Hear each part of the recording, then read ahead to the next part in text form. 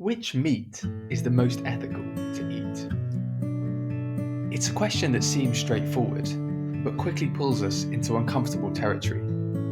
About animals, about the environment, and about ourselves. And the reality might surprise you. Let's take a look. Chicken is often presented as the responsible choice. They have low carbon emissions and need less land per kilo of meat than beef, pork, or lamb. But those statistics hide a darker reality. Chickens live some of the shortest, most brutal lives in the entire food system. The average broiler chicken, bred purely for meat, lives just 5 weeks. Their rapid growth leaves them barely able to walk, prone to broken legs, heart failure, and constant pain. Our global food system does not give any value to this suffering. And yet, they are curious, charismatic animals. They love to bathe in dust, to peck and scratch, to explore. Nearly all the chickens we eat are Franken chickens, bred so unnaturally to produce the most meat in the shortest amount of time, that even their parents must be starved, fed only every other day so they don't get too fat to breed.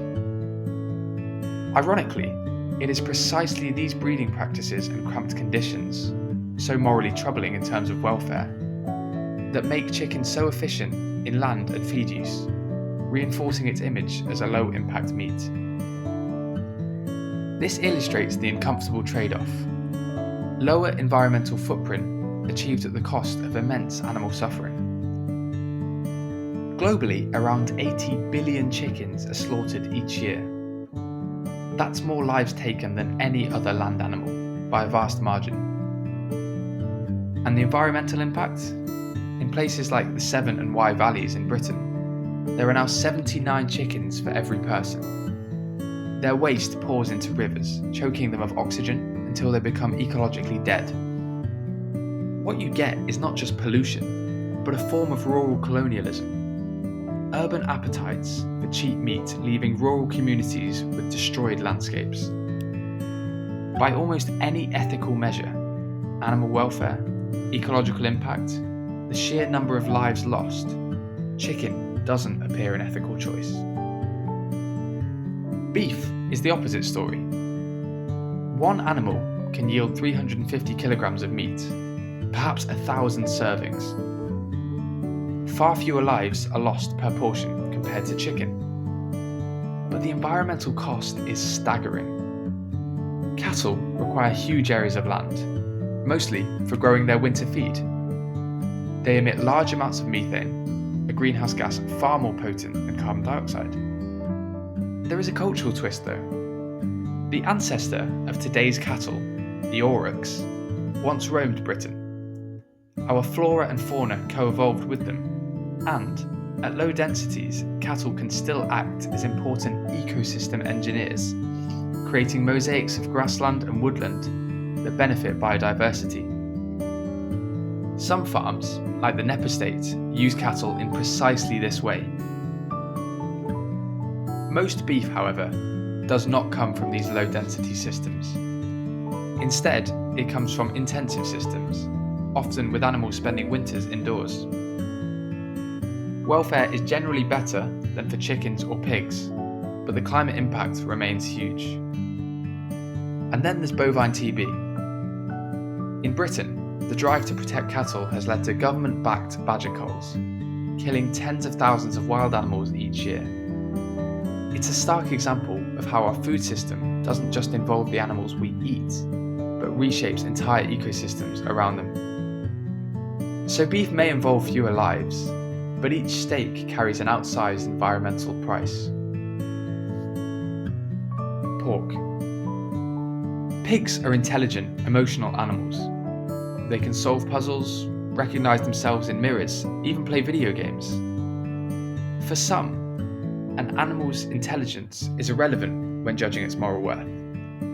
As Jeremy Bentham put it, the question is not can they reason, nor can they talk, but can they suffer? Others argue that intelligence is a factor of moral significance. Despite their intelligence, Most pigs spend their lives in factory farms, confined indoors, routinely given antibiotics, their natural behaviours denied.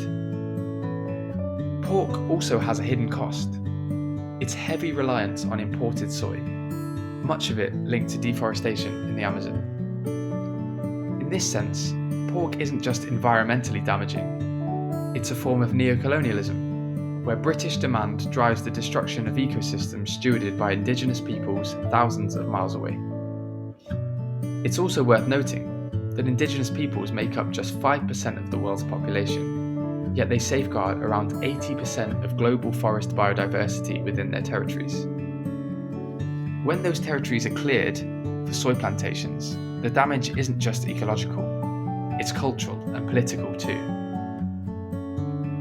In terms of greenhouse gases, pork is worse than chicken, but better than beef. Ethically though, the intelligence of pigs and the brutality of most pork production systems make it a troubling choice. Lamb and mutton. Sheep live outdoors, often in beautiful landscapes. On welfare grounds, their lives are generally better than those of pigs or chickens. But sheep farming carries an enormous opportunity cost.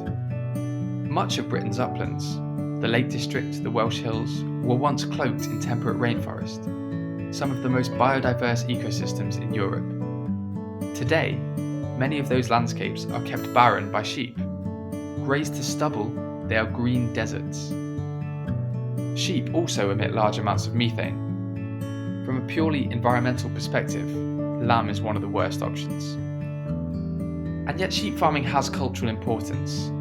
In Wales, it has helped keep the language alive. In the north of England, it has sustained rural communities for centuries. That cultural heritage counts for something.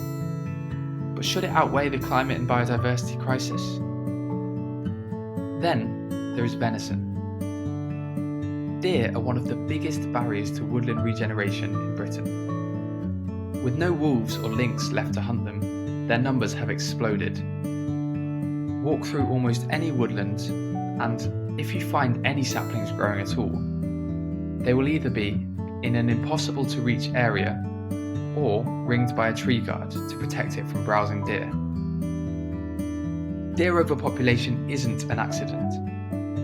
At the start of the 21st century, Scotland's deer forests and grouse moors covered about 5 million acres, a quarter of the country's landmass. These estates have an incentive to keep deer and grouse numbers high for sport. In fact, Scotland's deer population has ballooned from around 100,000 after the Second World War to over 1 million today. Birds of prey are also routinely killed by estate managers to protect grouse stocks. Scottish Highlands are managed as playgrounds for the rich, rather than to create habitat for rare species and store carbon. So, if you eat meat, wild venison may be the rare case where eating actually helps nature recover, as it is reducing deer numbers. However, we must recognise that high deer numbers are the product of a deeply distorted land system that prioritises sport shooting over healthy ecosystems. For many, the answer lies in skipping animals altogether. Plant-based meats give vegetarians and vegans a meat-like sensory experience without the slaughter. They require far less land and emit far less carbon. They spare billions of animals from suffering. But they come with their own questions. Most are produced by global corporations in factories, not by small farmers. Many rely on soy from industrial monocultures.